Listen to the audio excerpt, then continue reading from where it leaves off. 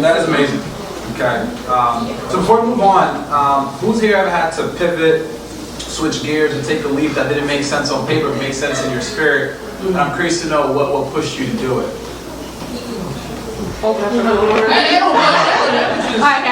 No, similar to. My name's Olivia. I'm originally from Jersey, but my family's from Brooklyn, but I grew up in Jersey. I used to live in this neighborhood. I love it, so it's so full circle for me. But I so relate to you wanting to do Big Four. I studied finance though, but I got really sick. I started at EY in financial services, and I got so sick of it, and I was like, I'm gonna quit my job and move to Paris. And I was like, I don't speak French, I don't know anybody, but I'm just gonna do it and see what happens. So I had to really pivot. I didn't know anybody. It was really like, and yeah, so I lived in Paris. I ended up living in Hong Kong, which is a financial hub, and like my life kind of like blew up from there, like financially, spiritually, emotionally, mentally. Like that one leap like did so much. So you just never know where it'll take you. Yeah. Bravery. Exactly.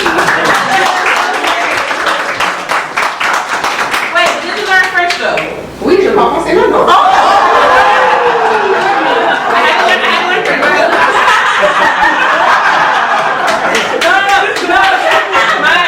My husband is French Caribbean. I met him while I was out of the country. But yeah, in order to get your French passport and to do all these things, you have to speak French, and they test you and like. So no, I had to learn intensive business French. Escape plan, huh? Yes. No, but I speak fluent French, so yeah. That's so amazing. I can attest to that too, pivoting. Because a lot of people wasn't supposed to know I was a painter. I mean, I wasn't hiding it. It just wasn't something on my radar to do career-wise. I was acting and modeling literally until the day that we closed down in COVID. I was in Congress gig. Luckily, I got that gig, child. I actually it's so funny how that happened, because I was about to, 3 days before I was about to give up and move back to North Carolina, I got that gig. I was the only model that didn't have an agent. I was on my side, so he ain't going to do that. So I stayed, but then even when that happened, I was like, okay, well, thank God I got this check for this amount of X amount of months for rent, but then what? So I just started posting on social media, just like my artwork, just for fun. No idea of how that was going to work out. And I think in 2020 in January I had like 2,000 followers, and by that December I had 10,000. I had 30 from that. And in that whole time frame, I just came back from France. I did a whole residency for a month. Those purple pieces that you see upstairs, I did 12 pieces at a French residency. Angela Bassett has one of the pieces. That was in Tina Knowles' gallery. I can go all in. But the long story short, it was just like I didn't know that one moment of pivot would literally push me to accelerate something that was just supposed to be a therapeutic sense. God was like, well, you have a gift to heal some, like, peep the world in a different way. And I was like, okay. So like pivoting is it's a beautiful thing. If you trust, you have to trust though, because I'm telling you, the leap of faith was not fun. Hey, Rob. So I've known Rob for like 6 years at this point, and when we got connected, he was at Newburger Newman for a little bit. I'm saying it right? You'll correct me. But Rob, you'll correct me later. But I remember Rob made a pivot. Rob was working in corporate America. They still call them the Wall Street artist. And then he took a leap of faith. And so Rob, I want you to tell us, you made the leap. What keeps pushing you to continue to stay in the leap, keep flying, and taking all the risks you take up until this point? I'm not good with questions on the fly. He's lying.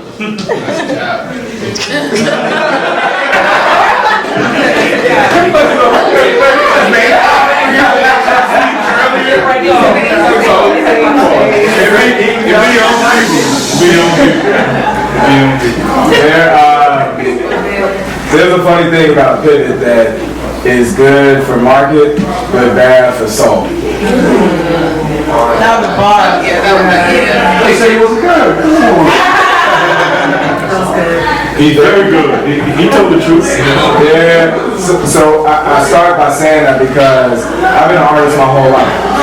I started with my grandmother when I was 4 years old.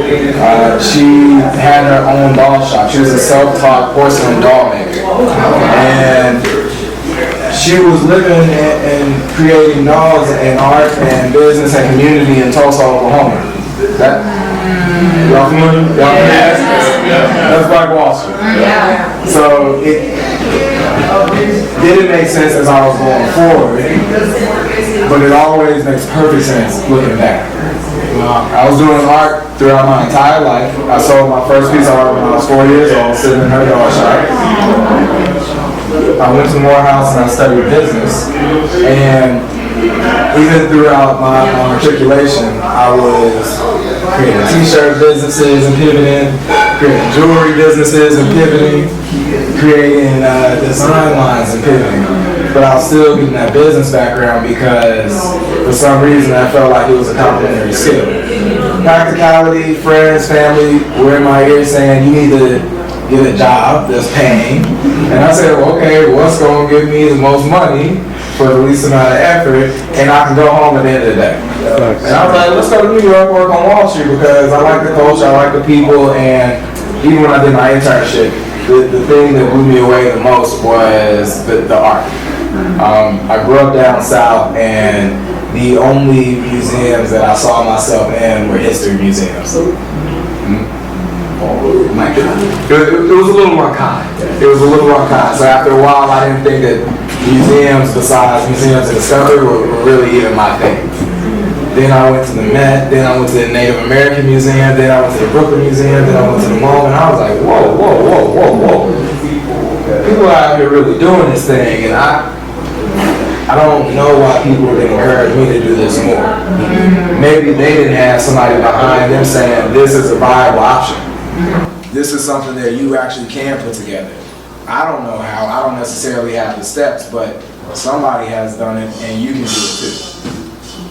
So by the time I got to Newburgh, Berman, I was at a company that was founded by a man that only did finance to support the contemporary American art market.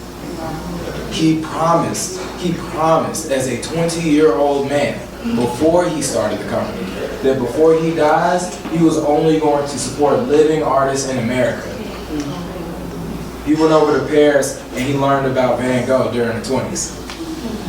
And it broke his heart knowing that a country will let one of its masters die in derelict. He ran back to America and had the same question as me. Where can I make the most money, the quickest, and go home and feel good?